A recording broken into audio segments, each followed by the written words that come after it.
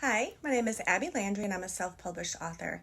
I recently posted a video showing you how to start from scratch to create an audiobook using ACX. I'm a published author on Amazon with over 23 works available on Amazon, Barnes & Noble, and multiple other platforms.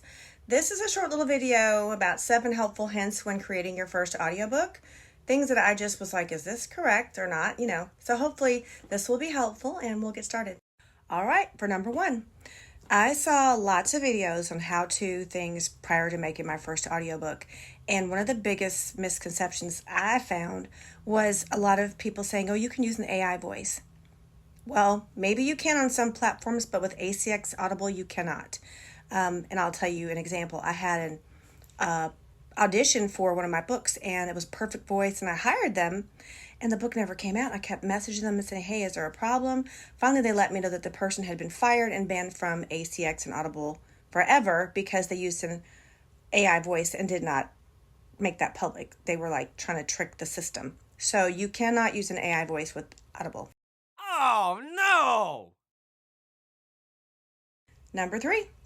If you hired an actor or producer through ACX to narrate and produce your audiobook, they will send you samples of the narration throughout to make sure that it's what you like. Once you approve it, you have to make payment to them. When I first made my first payment, I thought you paid through ACX, and I was shocked when they said, no, you pay separately. You pay them directly through PayPal, Venmo, Cash App.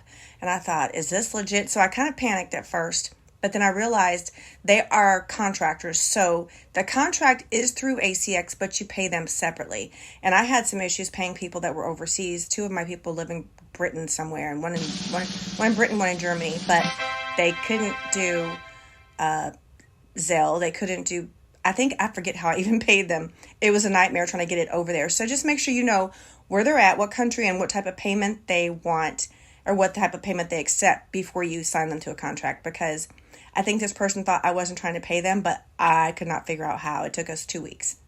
Number 4, communicate with your narrators. They're real people just like us. Find out what time zone they're on so you're not messaging them at 2 in the morning. But I had one bad experience. There was a narrator that I hired. It was horrible.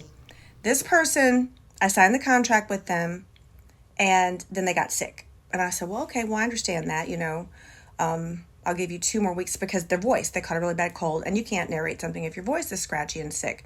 So that being said, I said, well, just take 2 more weeks to get better, and then we'll go forward with the book.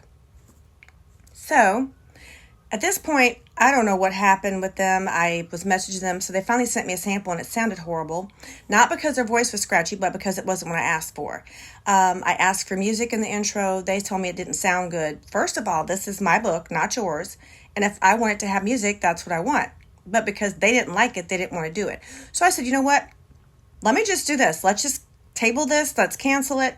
I even offered to pay them for their time that they practiced on the book just to release it, because if they didn't release it, I can't give it to another narrator. So I was stuck. And out of spite, this a-hole held on to my book for like weeks until I finally reported them to ACX, and they had to make them release it.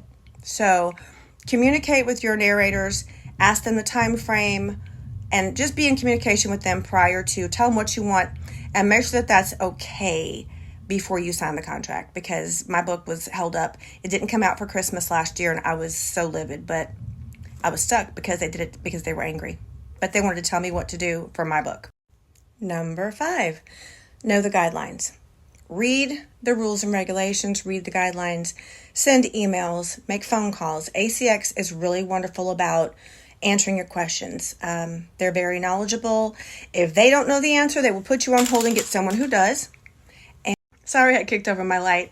Anyway, if they don't know the answer, they will put you on hold and they will put you in touch with someone who does. But they're very good as far as answering questions.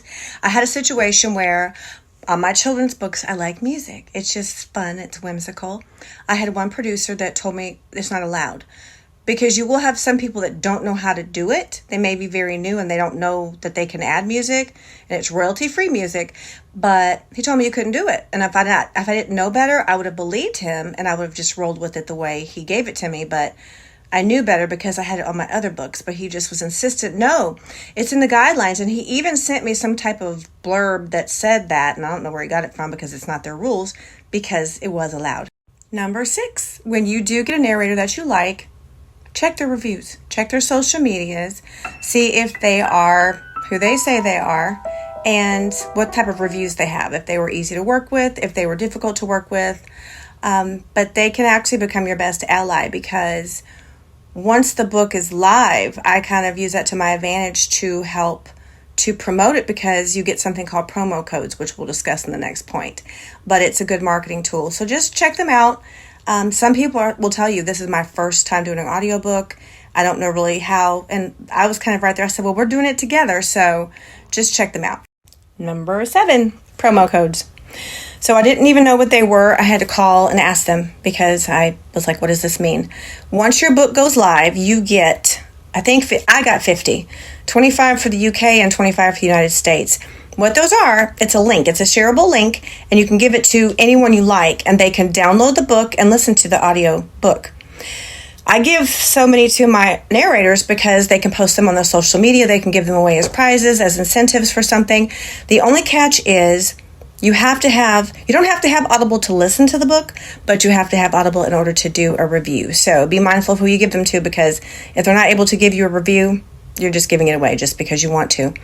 But that's just a marketing tool, because if they put it on their social media, I have it on my social media, it's actually free advertisement for myself and the narrator. So it's a win-win. All right, that's it for now.